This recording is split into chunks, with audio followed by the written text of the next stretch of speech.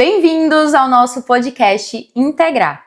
Hoje vamos falar sobre um tema muito importante para a saúde digestiva, a endoscopia e colonoscopia.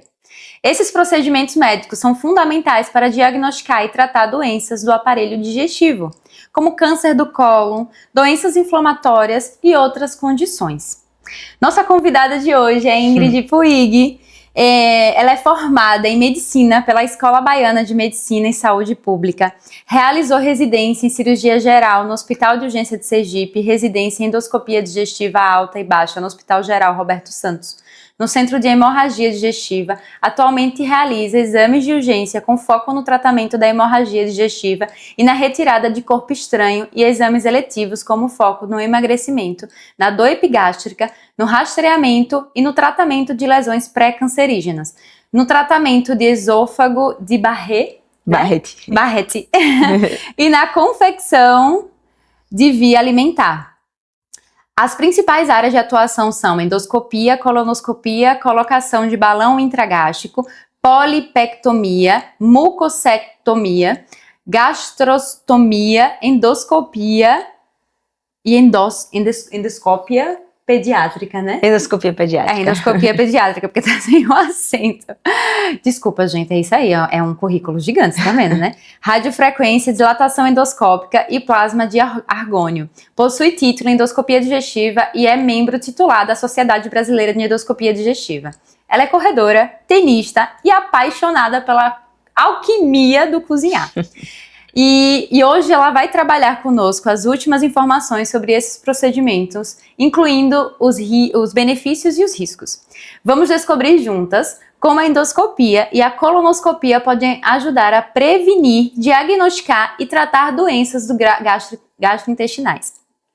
E como é importante manter uma boa saúde digestiva. Preparem-se para uma conversa informativa e esclarecedora. Ingrid, seja muito bem-vinda ao podcast Integrar. Muito obrigada, é um prazer ser convidada para estar aqui no seu podcast. Já escutei alguns, está maravilhoso, gostei muito e sempre um prazer, né, de sentar para conversar com vocês. Maravilha. Deixa a gente ficar horas, né, conversando. O peso do currículo dessa mulher, né, você vê a bagagem que essa mulher tem, viu? A gente vai conversar de uma forma muito leve sobre esses temas que são tão importantes para a nossa saúde, porque sinceramente a parte gastrointestinal eu acho que é um dos pontos mais importantes se a gente olha para a saúde como um todo. Porque o que mais tem aumentado, pelo menos eu tenho observado no consultório, é o número de pessoas com intolerâncias, pessoas com refluxo, pessoas com vários problemas gastrointestinais e que muitas vezes não buscam examinar, checar, saber o que é que tem, né? Buscar um diagnóstico clínico. E também continuam fazendo as coisas que causam esses desconfortos. Então, eu acho que é um tema realmente que vale muito a pena a gente falar. Então, me conta. Isso é verdade, eu tenho percebido também muito isso, né, Ali? E eu vejo que isso acontece muito, uma parte é por medo, né? Tem muita gente que tem medo de ir para médico, uma consulta, e mais medo ainda em realizar exame. Então, às vezes o paciente já chega, doutora, eu vou ter que realizar aquele exame da mangueira, por favor, eu tenho um pavor a isso. Porque, às vezes, ele escuta a informação de alguma outra pessoa que fez, ele toma aquilo como verdade e alimenta aquele medo. E, às vezes, por isso, ele acaba perdendo a oportunidade de diagnosticar alguma doença que poderia ser tratada. E às vezes acaba descobrindo em um estágio avançado e que às vezes a gente vai ficar mais num paliativo. Então é muito importante a gente desmistificar isso e levar essas informações para o público, né, da importância. Porque nosso aparelho digestivo, na verdade, é nosso segundo cérebro. Perfeito. Né? Como quem que nunca falou, eu fiquei nervosa, senti um frio na barriga, eu tive uma diarreia. Então tá muito conectado, né? E é importante a gente falar sobre isso. Exatamente, e é tão importante que a gente comece a se auto-observar desse lugar também. Uma coisa que eu sempre falo, mesmo que a gente não tenha um diagnóstico clínico naquele momento, observe se aquele alimento que você comeu foi bem digerido. Porque às vezes gera uma distensão, Isso. A gente começa a rotar muito, a gente começa a sentir às vezes o gosto daquele alimento, né, no decorrer do dia.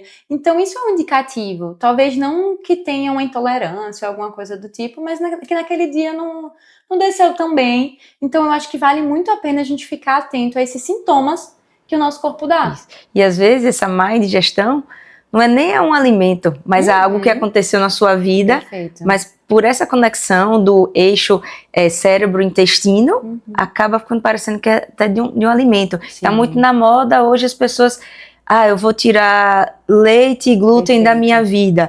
Alguns casos são necessários realmente retirar, são alimentos inflamatórios, mas não quer dizer que é a solução para tudo. Perfeito. Então o paciente chega, eu não como isso, mesmo tem sintomas, porque ele não foi avaliado de uma forma adequada. Então precisa ele se observar mesmo, né? Não só a saúde física, mas a mental também, porque está conectado. E encontrar uma equipe multi também, né? Para esse Importantíssimo. manejo, é muito importante. A gente fala muito hoje sobre mudança do estilo de vida, né? Para você ter uma saúde completa. É saúde física, saúde mental, então é importante buscar uma nutricionista, ou ter o médico da sua confiança. Perfeito. E outra coisa também que nós temos visto, né, a medicina integrativa, como ela está ganhando peso, e até dentro da própria fisioterapia, né? Às vezes a gente vê o intestino sem funcionar direito e algumas manobras que fazem na fisioterapia ajuda a fazer com que melhore a motilidade intestinal. Né? Então, realmente, um olhar como um todo para o paciente. Exatamente. E quem mais ganha é o paciente e a gente que vê o resultado do paciente, Isso né? mesmo. O paciente evoluindo. Ingrid, me conta o que levou você a se especializar em endoscopia e colonoscopia? Então, eu descobri logo no início da faculdade que eu tinha uma paixão pelo aparelho digestivo. Muitas vezes isso vem de algo que a gente passa. Então, por experiências que eu passei na minha família, muita gente tem problemas no aparelho digestivo, parentes meus tiveram câncer no aparelho digestivo, isso acabou me levando a ter um interesse a mais. E aí eu fui fazer um estágio fora, eu passei 2 meses em um hospital nos Estados Unidos, na matéria de gastroenterologia. E aí de manhã a gente via enfermaria, consultório, e todas as tardes, às vezes também de manhã, ficava na parte de endoscopia. E aí eu descobri o mundo que é endoscopia. Normalmente as pessoas conhecem, tem uma dor, vou fazer uma endoscopia para investigar. Mas hoje em dia está se tornando cada vez mais uma especialidade cirúrgica.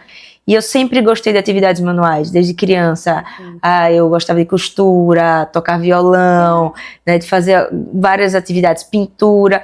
Então eu já tinha uma tendência aí para algo meu prático, algo cirúrgico. E quando eu descobri que dentro da endoscopia e colonoscopia tem também essa parte cirúrgica, e foi que eu me apaixonei pela área, né? Uma área muito dinâmica, tem uma diversidade enorme, né? Desde fazer um exame diagnóstico a um exame também terapêutico. Então, eu sou apaixonada. É mesmo. Gente, é sério, o olhinho dela chega a brilha. É lindo de ver. Eu acho lindo procurar esses tipos de profissionais que o olho brilha quando fala. E como é que você descreve o seu papel como endoscopista, assim, hoje? Eu acho que, assim, que eu vejo, assim, dos feedbacks, somente de pacientes e até de colegas, né, profissionais, eu acho que o meu maior papel na endoscopia é trazer um pouco de leveza, humanidade e empatia dentro da endoscopia, porque é algo muito mecânico, e se você deixar, você vai para o automático, pega aparelho, pega a pinça, faz biópsia, resultado, tchau. E é diferente quando você quer ouvir um pouco a história do paciente, o que é que levou ele a fazer o exame, você escuta o medo dele, tenta fazer com que ele fique um pouco mais tranquilo para fazer o exame. Então eu diria assim que seria trazer um pouco de amor para algo assim tão mecânico. Perfeito, perfeito. E quais são as principais indicações e contraindicações para esses procedimentos? Uma das principais indicações que a gente vê na endoscopia é a dor abdominal, né? Nós temos diversas, perda de peso, paciente com sangramento nas fezes, ou com vômitos, com rajos de sangue, ou sangue, ingesta de corpo estranho, que parece que é raro, mas não é. Existem as crianças cofrinhos que adoram engolir moedas. Gente, direto ela posta aí. E também o rastreamento, né? Através da endoscopia e colonoscopia, nós conseguimos prevenir o câncer do aparelho digestivo. Porque nós sabemos que alguns tipos de câncer do aparelho digestivo, eles vêm de uma lesão já pré-conhecida. que são os pólipos. Então, se nós fazemos o exame de rastreio e achamos um pólipo, nós removemos. E assim, evitamos que aquele pólipo se transforme em um câncer. Então, essas são as principais indicações.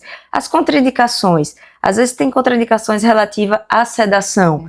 Então, é importante se observar o local que vai fazer o exame. Então, às vezes um paciente que teve um infarto, você tem que pesar, será que realmente é o melhor momento de fazer aquele exame? Claro que se for uma urgência vai precisar fazer, mas se não, preparar melhor o paciente, primeiro ele resolver o problema cardiológico dele, depois que tiver numa condição tranquila, fazer o exame. Existe contraindicação, às vezes podem achar que é uma indicação de endoscopia, mas na verdade é um paciente que está com um problema que é uma cirurgia de urgência, então também já aconteceu isso, me chamaram de fazer o exame, quando eu falei, o paciente precisava, na verdade, estava com apendicite, e precisou ir fazer a cirurgia. Então, é individualizar caso a caso mesmo. Perfeito, perfeito.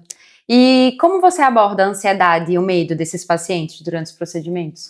Uma das primeiras coisas que eu faço é ouvir o paciente, deixar ele falar, entender qual é o medo dele. E eu tento mostrar como ele está em um ambiente seguro, tanto para ele falar, né, quanto também para ele realizar o exame. Hoje em dia eu realizo todos os meus exames em hospitais, eu realizo todos os exames com sedação, com anestesista, então são 2 médicos na sala, com aparelhos de altíssima qualidade em todos os locais que eu trabalho, então isso já traz um pouco de segurança. E também eu explico para ele, assim, como é que ele pode lidar com aquela dor, aquele sofrimento, aquele medo que ele tá. Explico sobre o exame, explico sobre os riscos que ele pode sentir depois. Isso ajuda o paciente a sentir mais confortável e criar uma confiança. Eu já tive pacientes que estarem levantando, quando eu cheguei na sala, acalmar e mudar de ideia, né? Mas também se perceber que não é o dia, converso e a gente também remarca para um momento que ele tiver mais à vontade. Sim, perfeito. E é interessante essa questão do nervosismo, né? Eu percebo que às vezes quando você traz essa educação, né, de trazer esse manejo, falar com ele sobre o procedimento, talvez isso já acalme. Porque muita gente, a gente às vezes acha que é óbvio. Não, a pessoa já sabe o que é uma endoscopia. E não é assim. E isso, às vezes, no mais simples. Às vezes a gente imagina que a gente faz tanto aquilo que as pessoas já sabem o que é que vão fazer ali. E aí, quando você chega, o paciente chegou ali, ele tá nervoso, porque não sabe o que vai fazer, né? Fez um preparo um dia antes, que às vezes tem todo recebe, né, uma orientação para o preparo. E aí você chega ali e fala sobre o procedimento, pode ser que isso por si já E às vezes, Ali, o paciente ele só quer ser escutado. Hoje em dia está muito a prática de banalizar a dor do outro. Às vezes, não, é besteira, é simples, é só um exame. E não é, todo procedimento existe risco. Então, ele só quer ser acolhido e ser escutado. Porque é muito ruim você não se sentir ouvido. Então, eu vejo que às vezes eu só preciso escutar. E o paciente, porque quando ele está falando, ele também está se escutando. Perfeito. Então, às vezes é só isso que você precisa fazer. É isso mesmo. E é tão necessária, né? A gente tá, mais uma vez, consciente do que a gente está fazendo, não está no automático. E trazendo esse olho no olho para o paciente, né? Para ele se sentir mais confortável de estar ali e se sentir seguro. Porque eu acho que independente da área, né, que essa pessoa vai buscar, desse profissional da área da saúde que ele vai buscar, ele precisa se sentir seguro. Precisa. Né? Que aquele profissional, ele vai tá bem preparado mesmo para atender ele, para acalmá-lo, né, no medo dele. E você acredita que a educação e a conscientização pode melhorar a saúde gastrointestinal da população? Muito, né? Principalmente a conscientização sobre o que você faz no seu dia a dia, do que você se alimenta.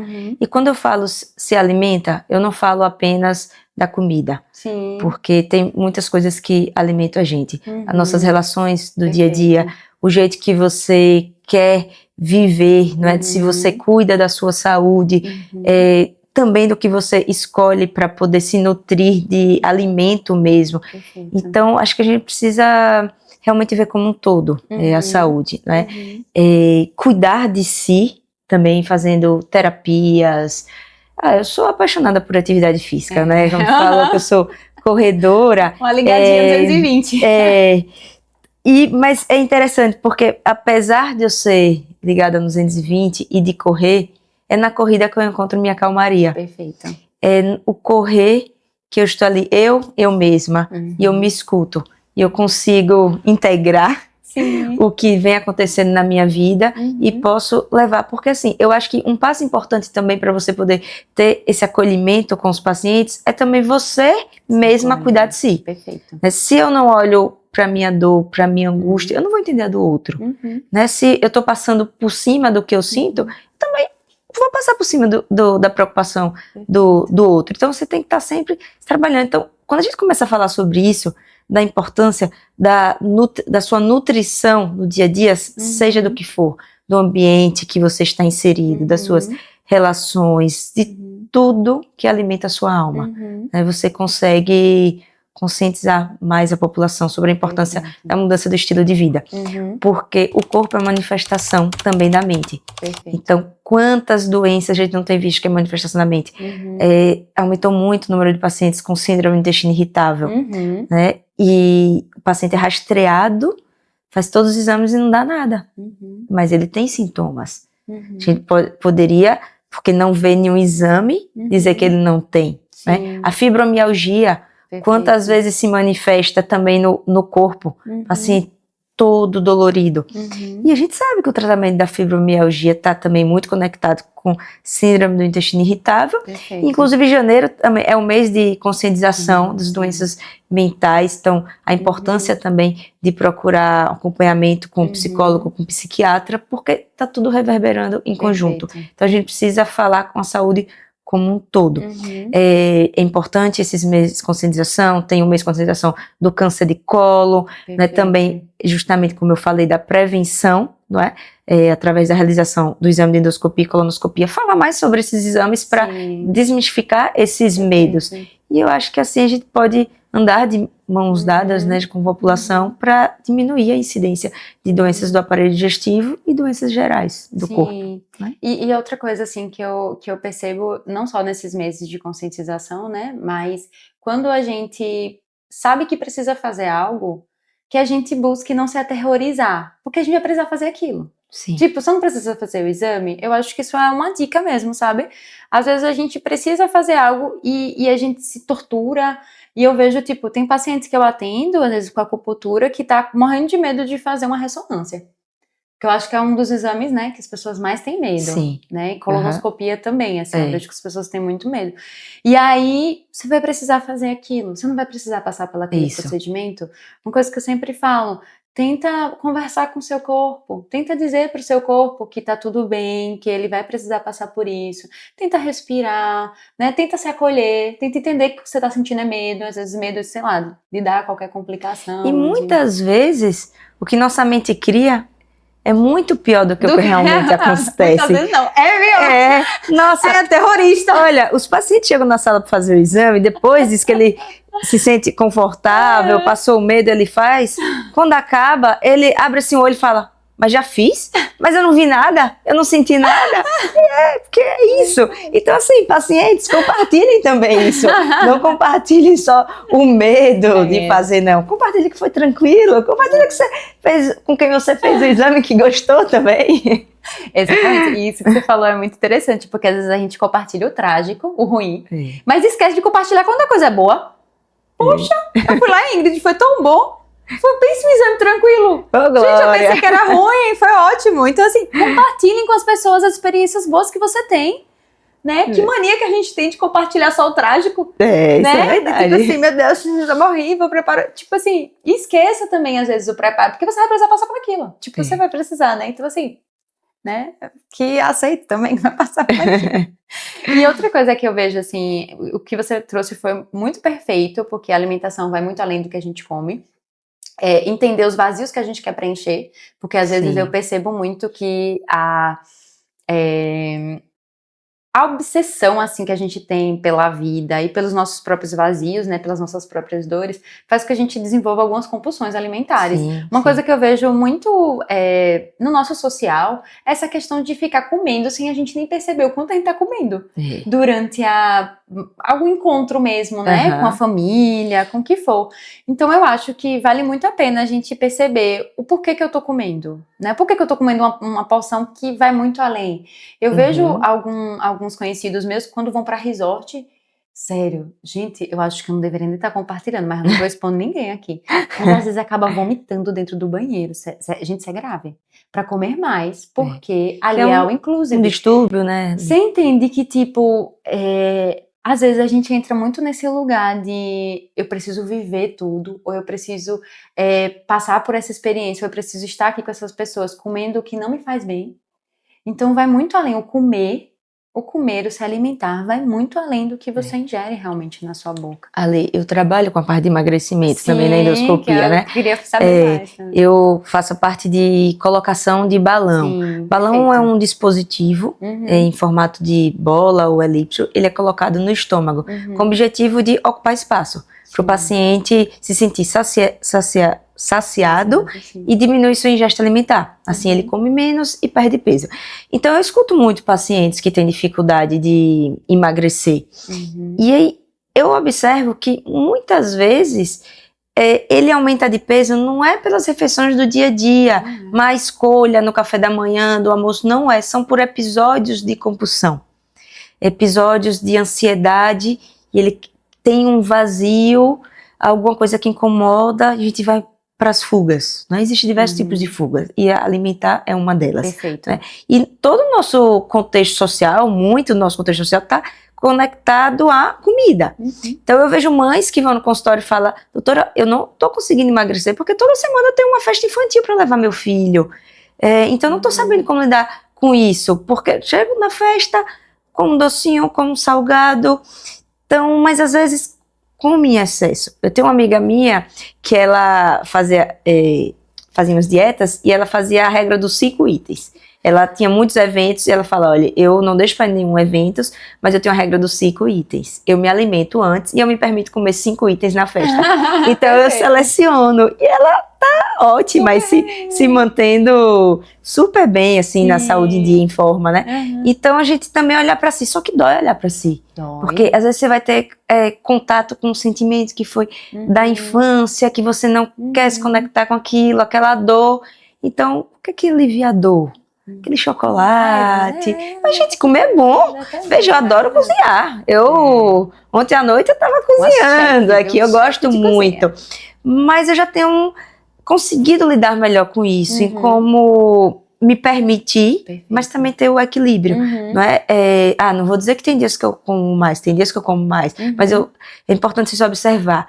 É por vontade ou é para curar alguma dor? Perfeito. E quando você começa a se observar, você vai conseguir tratar melhor. Perfeito. Então, é importante essa observação que você fez. Muito, muito, muito, muito. E eu acho incrível essa sua nova abordagem, né, no consultório, porque é uma forma, pelo que eu vejo, né, pela minha forma leiga, que eu acho que é menos invasiva do que uma cirurgia. Eu sei que tem casos e casos, né, se você quiser também falar um pouco de quais são os casos, né, que cabe, né, o balão. Sim. Mas é uma forma muito prática que você faz, não é nem no centro cirúrgico, né? Eu acho que é no consultório. A gente faz na sala de endoscopia. Sim. É menos invasiva, não compete bem com a cirurgia bariátrica. Entendi. O balão ele é mais utilizado para o paciente com sobrepeso e obesidade mais grau 1. Entendi. Porque tem um certo limite de peso que você vai perder. Normalmente a perda de peso gira em torno de 12, 15%, pode chegar até 20% de perda de peso. Então, mas um paciente que está com obesidade, por exemplo, grau 3, para ele mais indicado seria a cirurgia. Né? Claro que se ele fala: doutora, eu sei que mais indicado para mim é a cirurgia, mas eu tenho medo, eu não quero. O balão também pode ser utilizado, não é uma contraindicação. A gente precisa ver qual é o melhor método para cada paciente. Sim, então, isso a gente faz o quê? Conhecendo a rotina do paciente, entendendo as comorbidades dele. E eu converso muito com o paciente. Veja, o balão, ele é uma ajuda. Pense que ele é mais um personagem no tratamento multidisciplinar. Eu falo que é que nem a natação. Você vai começar a nadar, você dá um impulso na parede, e você vai rápido. Mas se você não continuar com as braçadas, você não vai caminhar. Então, a gente dá um impulso com o balão, mas é importante também você fazer sua parte. Você tentar entender o que é que te leva a não conseguir se alimentar bem, a introduzir atividade física na sua vida, fazer um acompanhamento em conjunto e compartilhar suas dificuldades com a equipe. Sim. Porque a gente escuta muito, a gente está se especializando nisso para tentar ajudar o paciente da melhor forma. Então, manter o acompanhamento. Eu vejo assim, pacientes que colocam um balão, a gente conversa, depois ele some, eu tenho que ficar ligando, ei, volta, vamos ver, às vezes fica com vergonha de voltar.